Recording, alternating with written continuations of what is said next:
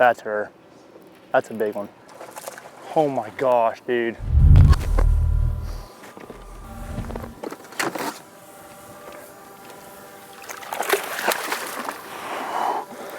Boom! Yeah! That's the one right there. Heck yeah. Well, we're back. We just wrapped up the FLW Pro Circuit Super Tournament here on Lake Chickamauga. We got ourselves a winner, Mr. Jacob Wheeler. No surprise there. We're also socially distancing ourselves on the dock before we get to fishing. Absolutely. But dude, fantastic week, man. Yeah, it was a phenomenal week out here on Chickamauga. You know, obviously this lake, I have a lot of great memories and made quite a few of them this week for sure. Well, you've already been fishing this morning. We're gonna see if we can't catch a couple. I know you've checked on a few fish. Yeah, yeah. We're gonna break down a little bit how you won this event. We're gonna check out some of the baits you used. Absolutely. And we're just gonna have a big old time. Let's do it. Let's rock.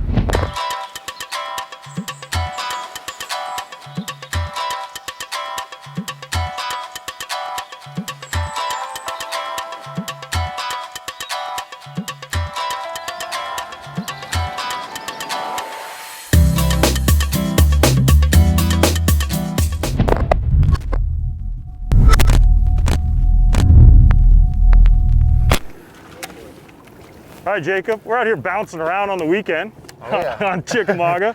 But, you know, I think the most important thing I want to get out from today is how you break down fishing offshore. Yeah. Because, you know, we've seen a lot of guys have kind of their own rotation of baits or whatever they do. Absolutely. This week, it seemed like you had a few key things that you used, and just kind of give me a little rundown on what they were. Yeah, I mean, the biggest thing for me is it's all dependent on how they're set up. If they're not set up right, and what I mean by that is if they're grouped up tight, those are gonna be opportunity to catch a lot of fish on a crankbait and really crank that crankbait through there.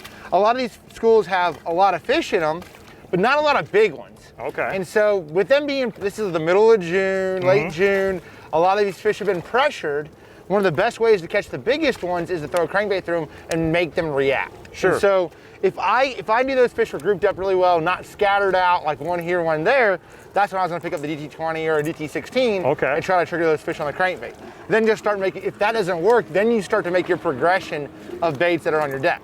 But the crankbait is what you prefer when they're sitting right to fire in. If it's in the depth zone of 20 or less, I can get that crankbait down there faster and more efficient, and I can get the biggest fish to react. Okay. And so if I can catch them on a crankbait, it's normally the best way to catch the biggest ones in the school. Gotcha, gotcha. So, you know, like right now, you got the worm on, yep. I'm throwing the crankbait. This is the thing, so as I make a progression, I made 5 or 6 casts of this crankbait right here, and now it's sort of a deal for me, I'm gonna put it down. I only need 5 or 6 casts to sort of give me an idea. As long as I know I'm making the cast into them, and I know those fish are there, then I'm able to put this down, and then, you know, then I might pick up a swim bait like this one right here, a little Largo, or like a scrounger type bait. Yep. Make a couple casts with him, and you already got the worm sort of deal dragging around. That's sort of the last result. That's the last deal. When nothing else works, then I'll pick up a worm, I'll pick up a drop shot on a spinning rod. Sure. And then you start to go finesse. So that's the progression of it. So first you're gonna go a little bit more aggressive, and slowly but surely get to the more subtle stuff. Just keep going down a peg. And then, I mean, if you really want to get down to like Ned rig, I mean, you can do that too, but I don't really leave by then. Yeah, yeah. Not saying you can't catch one big one on that, but normally I'm like, all right, you guys can have it. I'm not gonna beg y'all to bite. Well, you talked about it during the event too, how from day to day, you'll find kind of the preference of the fish, right? They'll tell you like they want the swim bait today, tomorrow maybe they're chewing the paint off a crankbait. That's why you can never just lock in on one specific thing. And that's the biggest thing I've learned with then spending my time out here is you think you know everything until you go out there 2 days, 3 days in a row, and you're like, it's just always changing, and the fish are adapting.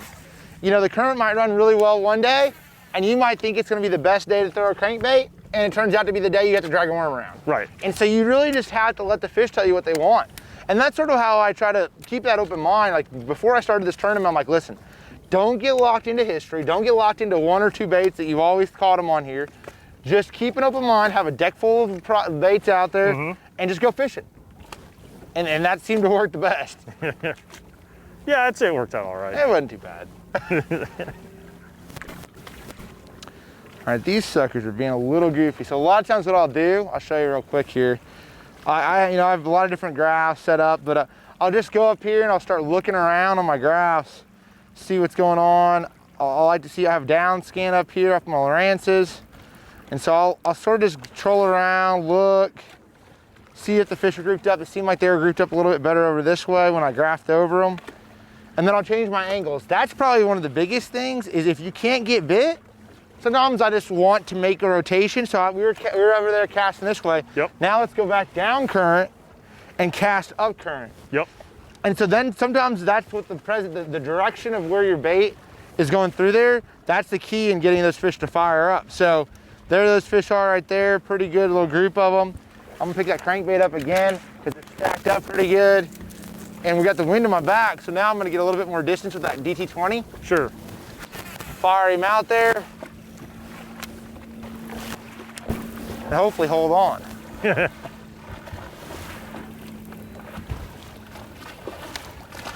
The other big key for me this week was throwing a 6:3 to 1 gear ratio reel. Oh, I just had one smoke it. Oh, there he is. There you go, locked up.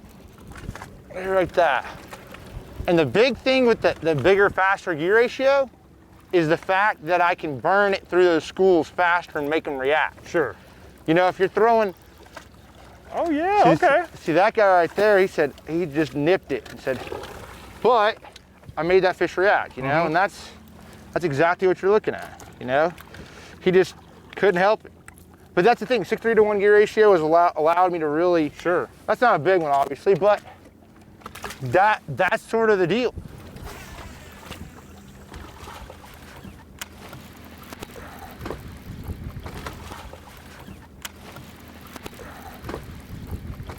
See, that was the big thing right there, was that angle. We threw that crankbait in there, it wasn't getting down there. It's a little bit better fish. It is a little better one. Oh, sorry, buddy. Sorry, buddy. And that was the big thing. Now I'm actually getting a little bit more distance on my cast. I think that's a big thing as well. You know, distance with the crankbait, having a little bit longer rod, stuff like that really allows for you to get out there and maximize each cast. So. That one's not as skinny. Not as skinny, two something. So as far as rod reel line setup, Kyle, it really was this rod is my cranking rod, my 711. It's a Micro Magic Pro. Oh, Kyle! Got him. Kyle! Oh, Got him. Oh no, Kyle! Got him. What's going on, Kyle? We got him fired up. They own, baby. They own. I should have fished this one and named Herb. Oh, Kyle, what? Oh no! No way! Easy. Kyle, Easy come on now. Easy. Easy, son. She barely nipped it. it. She barely nipped it. Get over here. Get over here, you big girl, you. You gonna grab her? Heck yeah. Oh, I done messed him up. Oh, come on now. I see, that's why I done messed him up a couple times. Oh. I mean, you got it good. Look at you, son. There we go. Look at you, son. Huh? That's what's up. Right there. Got a mouthful of DT. Got a mouthful of DT. Talking. There you go. Oh, I'm Piece about of to hook cake. you. Oh, that's all right. Just like that. We got bass flying everywhere. We got them fired up, We got too. crankbaits flying everywhere. Stop it. Please. Oh, I hooked myself. Look at you. Oh, Ah, calm it's in my down finger. now. It's in my finger. Is it in your finger? Not that bad. Got you. There we go. Look Yeah, at that. look at that. And that's That's a good what it is. Changed angles. Yep. Same bait you were firing through the first time. We just had to get the right direction. Yep. Got a couple to go, and now they're chewing.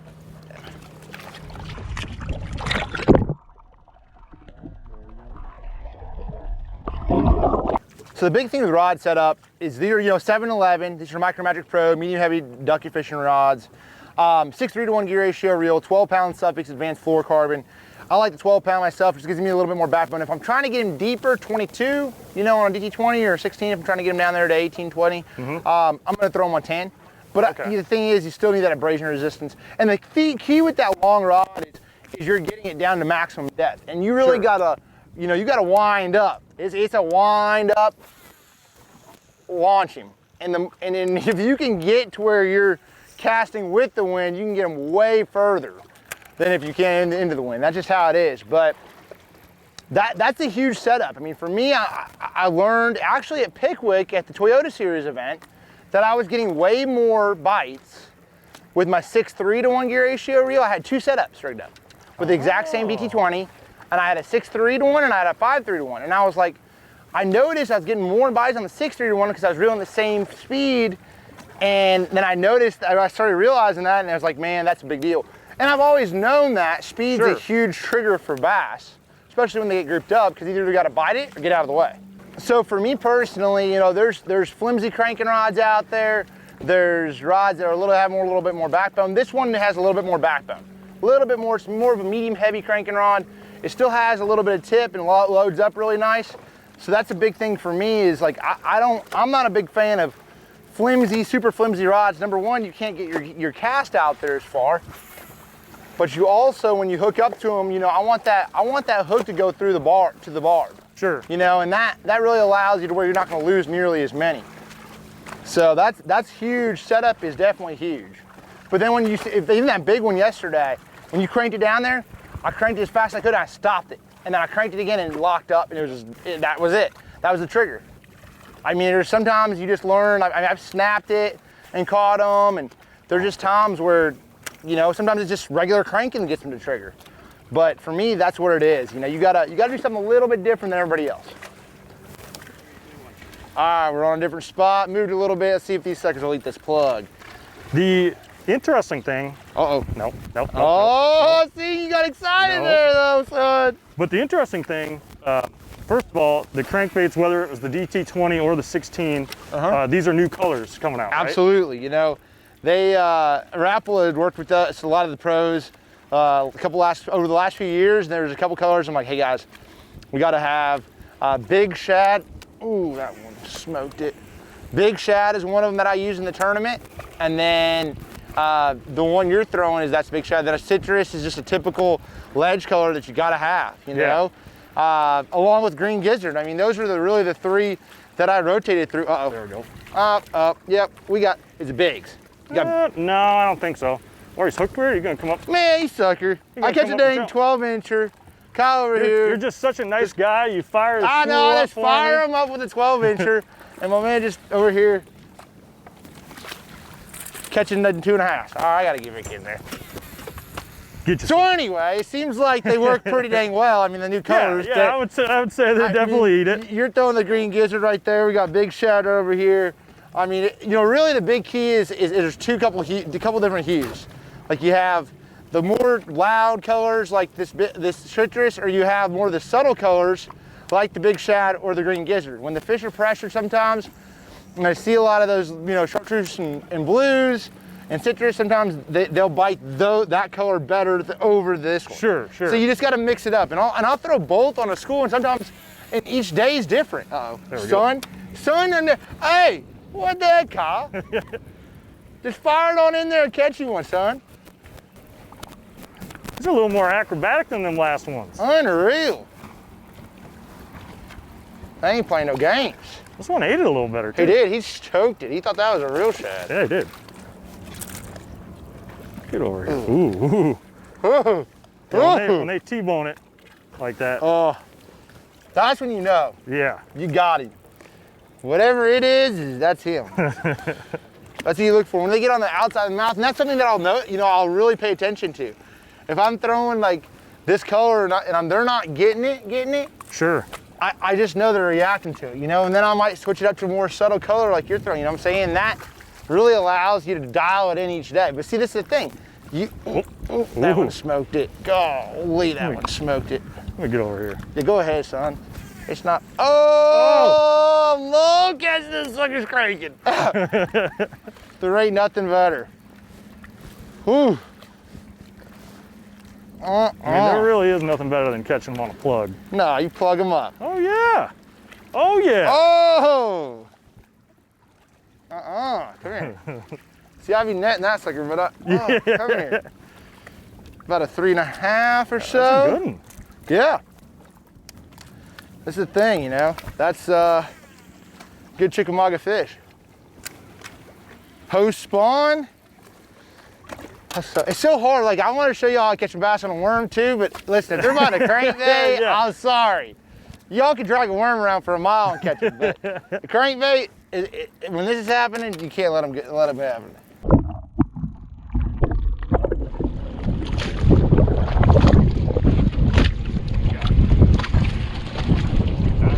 Big one? Oh, he's got a big one. He's got a big one. Rob's gonna freaking get it. Run it over. Go get it in the front, Rob. Or in Rob's trolling motor. One of the two, he's got you on both. I think we're safe. There we go. Oh, gosh, no, don't you do it. I'll help you out on this one. I'll help you out on this one. Don't you do it. It's okay. Just try not to fumble him. Take your time, take your time, take your time. He's got it.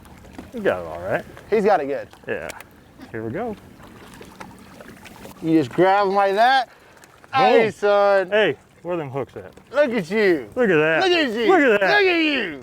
Hey, just reeling them in. Man, I mean, it's just one of them deals right now, you know. I mean, Just firing a plug. you gotta fire it up on that Rapala plug, you know. Goodness gracious, how did that even happen? Woo! The pliers right there too if you need them. Where they are? It's like,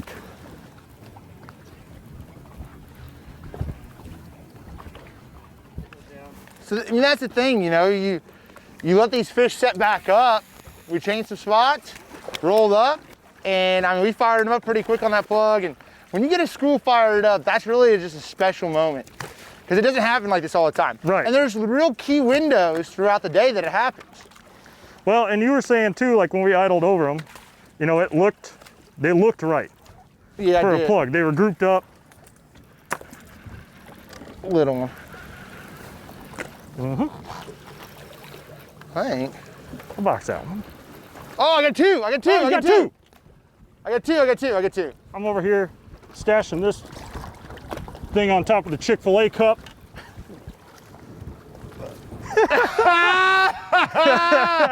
Ah! Oh, Hey. man.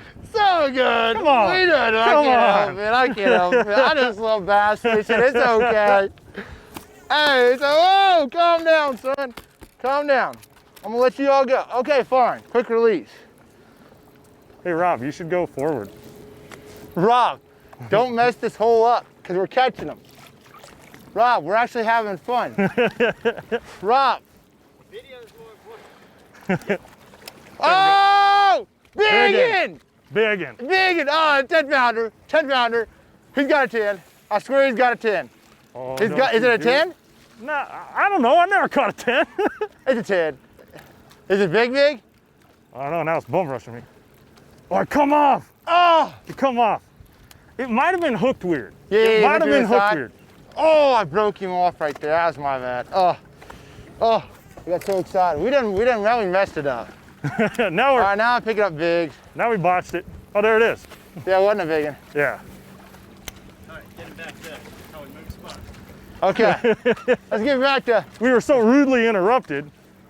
well, we move spots, and that's a lot of, right there, you're good. Yep, there's one. Back on.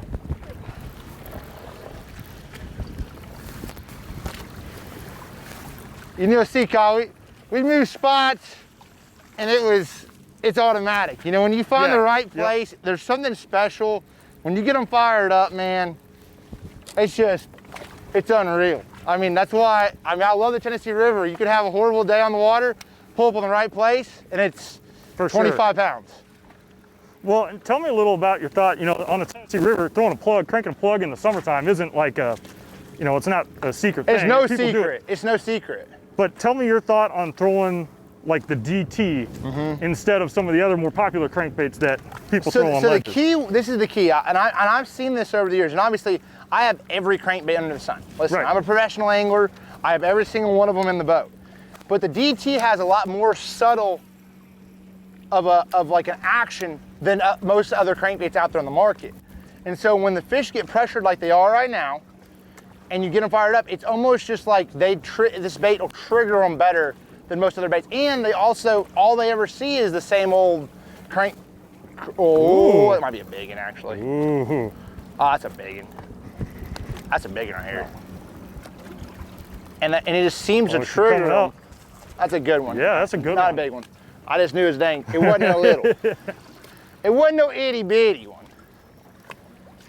Oh, I see you, son. But yeah, subtle crankbait. So the subtle crankbaits are definitely, for me, the key in getting those fish to react.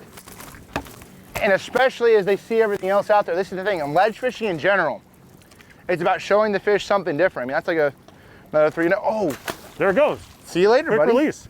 All right. Showing the fish something different that everybody else is not throwing seems to be the deal for me. It always has been. You know, think about back to the Magnum spoons. Sure. To the hair jig, to all those things that, and it seems like if you can throw something that they're not seeing a lot, it could be the same thing that everybody else, you know, same technique, but just something a little bit different, a different color, whatever, that seems to work for me. You know, and that's why I feel like the DT family is working better these days than it has in the past, because everybody else is sort of forgot about it. Right. Well, and especially this year, these fish have probably been plugged to death for oh yeah, especially month being and a half or so. Yeah. Late June. I mean, they've been out on a lot of this stuff since the second week of June. There's a crankbait. Sucker. Give me it back. He's trying to show off for you. I got it.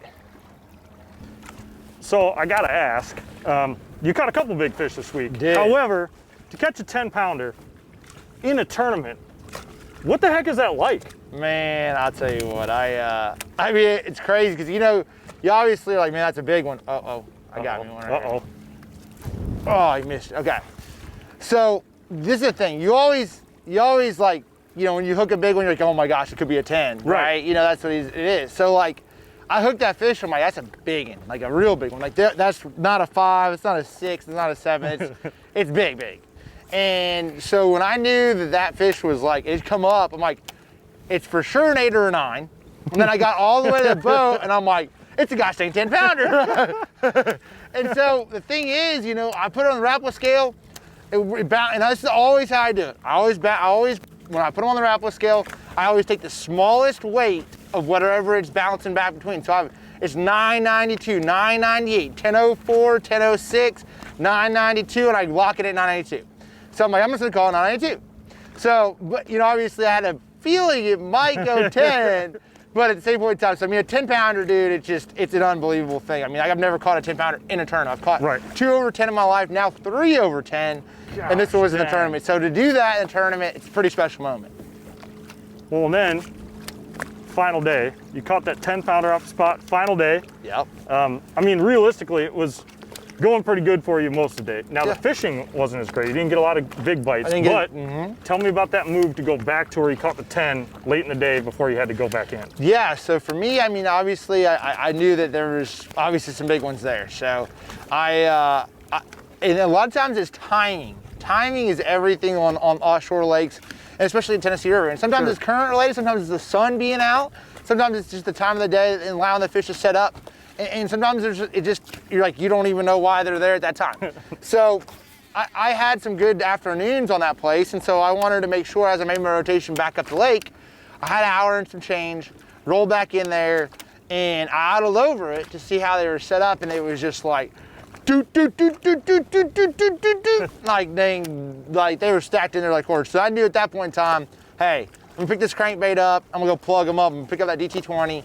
And when that happened, I cranked it down there and I stopped it. I mean, I was cranking as hard as I possibly could with a 6.3 to 1 gear ratio reel. And it stopped and I went to retrieve it some more. It was locked up and I'm like, oh son, it's a gosh dang big. It's another 10-pounder. I didn't know obviously that, but I knew it was a great big one. And it ended up being, you know, right at 8 pounders. So, 8 pound even, yeah. 8 pound even. So I mean, that's sort of how it was, you know. I mean, it was, those 2 big fish played a huge role in this win, no doubt. Oh my gosh. Oh gosh, we're going in. Hold on, son. That's gonna happen right there. That's the one thing we were thankful we weren't fishing on Saturdays, because this is what we were gonna have to deal with right here. You know, the other thing, this week, you know, this super tournament, obviously it's the first one of this year. It's been a weird year in general, so it's nice to be back. But it's a really unique opportunity because yourself, along with a lot of other guys at Major League Fishing, get to come back to where you got your start at. Oh, no doubt. And it was super cool to see everyone back in the same place, but it's got to feel, especially for someone like you who's done so much in your young career, it's got to feel really cool to come back to this super tournament, home lake now, and get a W. Yeah, I mean, it was really special because, you know, I felt like everybody at FLW, you guys are like family to me. You know what I'm saying? I grew up, I started fishing, you know, I won the All-American when I was 20 years old. So I'm still a kid, you know, and at that point in time, and so I feel like so many, from Daniel Fennell to Kathy to you guys, like everybody there, they watched me grow up.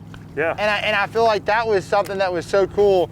And not only was that, hey, this is where I got my start at, this is just sort of like to cap it off with being in front of my hometown crowd, being my family, my wife, my little daughter, girl. yeah. MBJ was there, he stayed up, you know, my buddy BJ came down from Indiana. So it was just really a special moment, you know, and that's something you don't, those moments don't happen very often. Absolutely. We're bouncing around, and you know, really, it's probably a good point in time. I feel like we have covered the bases here. We showed the people how to catch the fish. We broke down your baits. Absolutely. And how you were catching them. If you want to know more about Wheeler's electronic setup, you can check out his YouTube channel. You kind of lay it down there. Oh yeah. So we won't dive into that, but man, it's busy. I think we should call it a day. It's been pretty good. Oh yeah. And if we can stay in the boat, if we can stay in the boat, we'll be all right, man. Absolutely. It's a Saturday on the Tennessee River. You know how that's going to be. Well, yeah, man, I think we pack it up. I'm going to give you a fist bump. Absolutely, dude. brother. I appreciate it. Oh, and, it was a lot of fun. It was a cool win to watch. And like you said, it was a cool experience to see you do it in front of your hometown, your family, and you know, I guess add some more hardware to your shelf. Yeah, you never have too much of that.